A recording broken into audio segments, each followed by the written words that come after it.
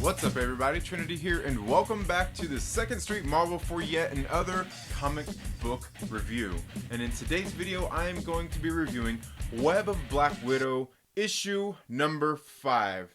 Now, before I get into that, make sure you stay to the end, where I will be giving details on how to get entered into a giveaway that I will be doing for this video on my upcoming comic book pull list this Wednesday that will be premiering on Facebook, which, you know, you should, if you don't follow me over on Facebook, you should make sure that you follow me on Facebook, Instagram, and even Twitter at Second Street Marvel. So, Web of Black Widow, issue number 5. This is the last in another mini-series featuring Black Widow. Now, this was written by Jody Houser. The artist is Stephen Mooney. The color artist is Triona Farrell. And lettered by VC's Corey Petit, with the cover artist Jung-geun. And I probably butchered that name. I'm going to go ahead and show you guys those names right there. And I'm going to show you that cover as well. I got to say that the covers that this guy has been doing have been absolutely great. Or I guess, at least, I think it's a guy. I could be wrong. It could be a girl. But, you know, it's just some very good covers. I've actually got, you know, you could probably barely see it right there, a poster I've got of the first one issue that came out.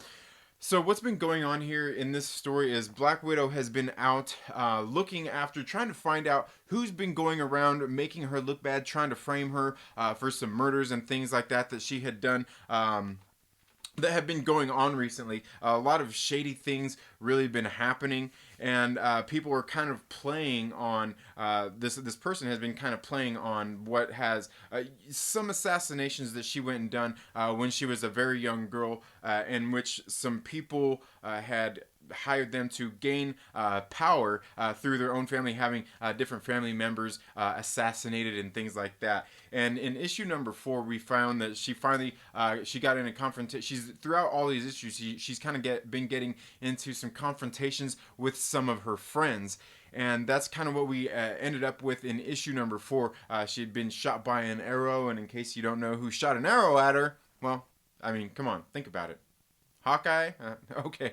So that's what had happened, but then that's where we open up in this book, where she ends up, you know, after that confrontation with Hawkeye, but she ends up getting in this fight here on this rooftop, and you know, a little bit of action happened here at the beginning as they were kind of going back and forth, and then for the most part, the rest of this book just really dives into a bunch of flashbacks. That's what most of this issue ends up being, is flashbacks as Natasha's sitting there kind of going over exactly how they set up this character whose name is Anya that they are after right here, and all of basically all of her friends come up, and you know, she ended up beating her with the power of friendship. That's right, friendship conquers all, guys.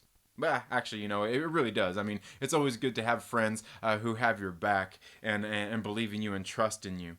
And that's largely what's going on here. Is, you know, the story kind of unfolds where they're bringing this young lady Anya into I guess you could say to justice for the things that she has been doing out there in the world, and just trying to frame Black Widow and make her look bad. Now, some of this came about because Natasha's, you know, in case you didn't know, Natasha has basically been reborn in the Red Room with implanted memories. She's a clone of herself at this point in the Marvel Universe.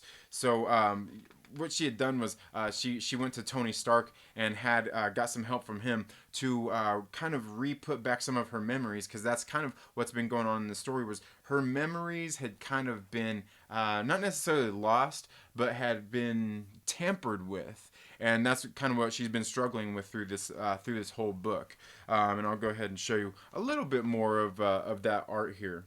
Altogether, I thought this series and this book in particular, for an issue number 5, I gotta say I didn't like it so much. I feel like there should have been a better tie up to this whole little series, and you know, just the way it was handled with just a bunch of flashbacks. I don't know. It just seemed a little too. I don't know. It just seemed, I wouldn't even say lazy. I just didn't like the way that it wrapped up. But altogether, the series itself, I thought it was okay, and I'll be doing a review of the whole series here very soon on the channel. But let me know down in the comments below, have you been reading Web of Black Widow? If so, what are your thoughts? If not, does it sound like something that you might be interested in? Now, to get entered into that giveaway for this issue number 5 of Web of Black Widow, you gotta make sure that you're subscribed and make sure you leave a comment down in this video. That's all I have for this video today, folks. Thank you all so much for tuning into the Second Street Marvel. If you're not already, please make sure you're subscribed, click the little bell and all of that good stuff. Make sure you give this video a thumbs down or give it a thumbs up. And that one's probably even better, but hey, I'm not gonna take a thumbs down personally. But while you're at it, make sure you share with a friend and invite them to come hang out with us here on the Second Street Marvel. You all have a very good day. Have a great rest of your week. Happy reading, and we'll see you in the next video. Later.